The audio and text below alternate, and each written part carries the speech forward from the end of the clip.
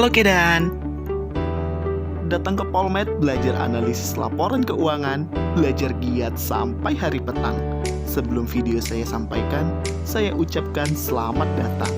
Jangan lupa untuk di like, komen, dan subscribe ya guys, oke?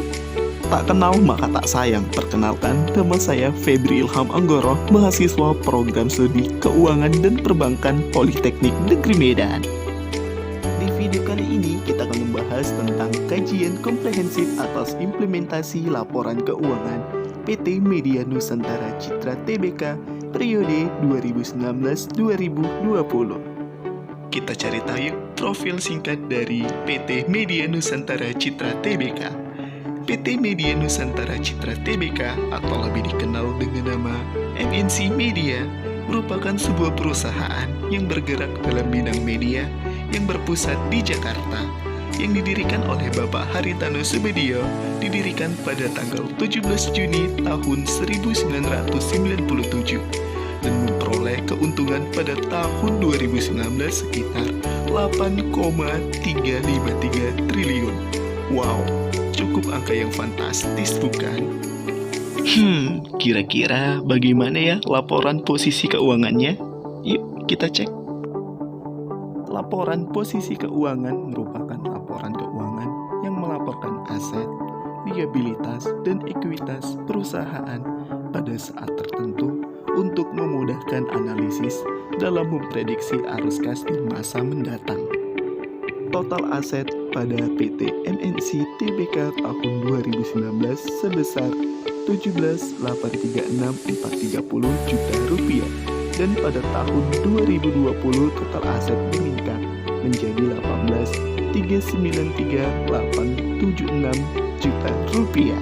Untuk jumlah liabilitas pada tahun 2019 sebesar 5310928 juta rupiah, dan pada tahun 2020 jumlah liabilitas 4886121 juta rupiah, dan untuk jumlah ekuitas pada tahun 2019 sebesar 12.525.502 juta rupiah, dan pada tahun 2020 13.507.755 juta rupiah.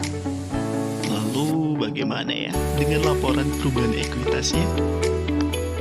Laporan perubahan ekuitas adalah laporan yang isinya memberikan informasi mengenai perubahan modal akibat penambahan dan pengurangan laba ataupun rugi dan transaksi keuangan pemilik modal.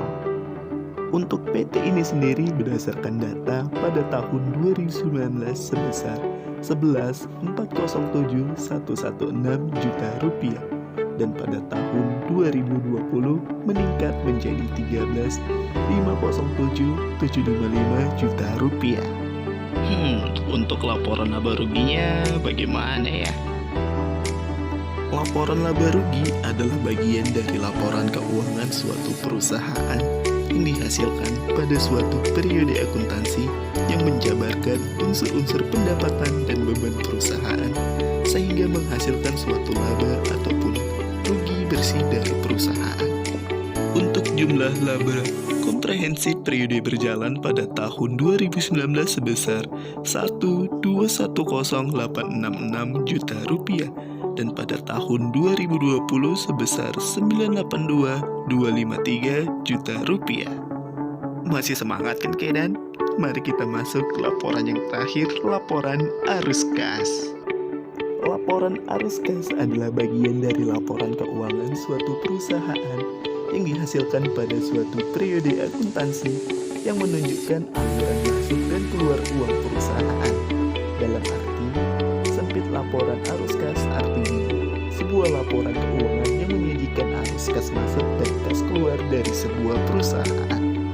Untuk total kas dan setara kas akhir periode 2019 sebesar 729.599 juta rupiah, dan pada tahun 2020 sebesar 699.968 juta rupiah.